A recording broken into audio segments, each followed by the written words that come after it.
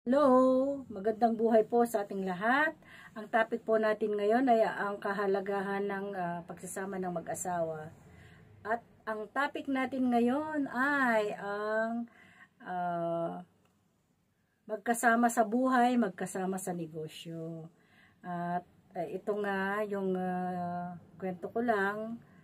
Magkasama kami ng aking asawa ngayon dito sa aming maliit na negosyo. Meron kaming maliit na karinderya dito sa Baguio. So, yun. Ang kagandahan doon, guys, ay magkasama kami sa pang-araw-araw namin. Magkatulong kami sa aming mga gawain. Ako yung nagluluto, siya naman ang naghihiwa. Kaya, yun ang pinaka-banding namin, yung pagluluto namin. So, yun, masaya naman kami sa aming mga pang-araw-araw. Meron din na mga upside down, kakaroon ng problema, pero hindi namin iniisip ang problema. Ang iniisip namin ay tumatanda na kami, so kailangan naming pagtuunan ng pansin ang aming mga negosyo at saka lalong-lalo na ang aming samahan, dahil yun nga, hindi mahirap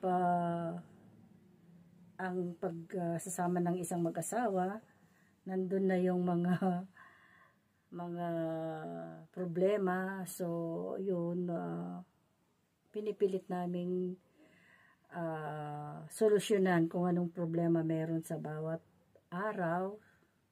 Kasi, hindi natin mape-perfect ang isang araw, guys. O isang araw, isang oras or minuto na hindi tayo nagkakaroon ng problema or yung swing mood, dahil lalo na nagkakaedad tayo, nag-iiba talaga yung ating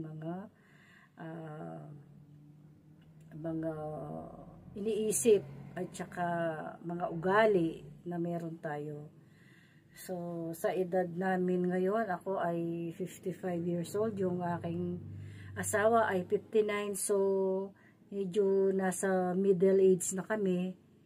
Ayun, kailangan na naming magkasundo ng aming mga ginagawa, kasi minsan hindi talaga kami magkakasundo. So, yun na lang ang pinapanalangin ko sa ating Panginoon, na sa lahat ng oras, bigyan niya kami ng pagkaunawa at nasa gitna ang ating Panginoon para maging maayos ang pang-araw-araw na buhay.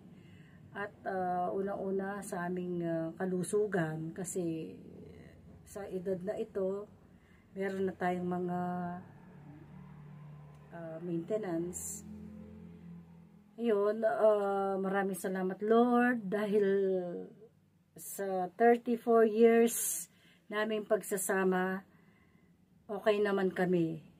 Ayun, sometimes meron din kaming konting tampuhan. Hindi naman tampuhan na as in maghapon hindi kami mag-uusap, hindi naman po ganun. So yun nga, nagpapasalamat ako, magkasama kami sa aming maliit na negosyo. Kaya sa ating mga kababayan dyan o mga nanonood sa video ito, please, kung konting problema lang po sa inyong mag-asawa, dapat magbigayan kayo. Number 1 yun, yung magbigayan kayo mag-asawa. Kung parehas na meron kayong pride, hindi po maayos ang problema ninyo. Kailangan magbigayan. Kung mainit ang ulo ng isa, kailangan yung isa ay magtimpi muna. Kahit galit na galit siya, magtitimpi. Yun lang ang isang solusyon doon. Hindi kayo sasabay na mainit ang ulo, dahil pag mainit kayong parehas ay magsasabong kayo. Magsasabong ang iyong mga problema. Yung mga problema ninyo ay hindi malulutas. So, kailangan yung isa mainit ang ulo, yung isa is cool down muna para hindi sasabog. Kasi pag nailabas mo na yung hindi magandang salita, hindi mo na mababawi yun. Yun lang. So, maraming salamat po sa lahat ng nanonood sa video ito. Sana nagkaroon ng aral ang mga konting mga salita ko dahil para ito sa mag-asawa. So, yun lang po.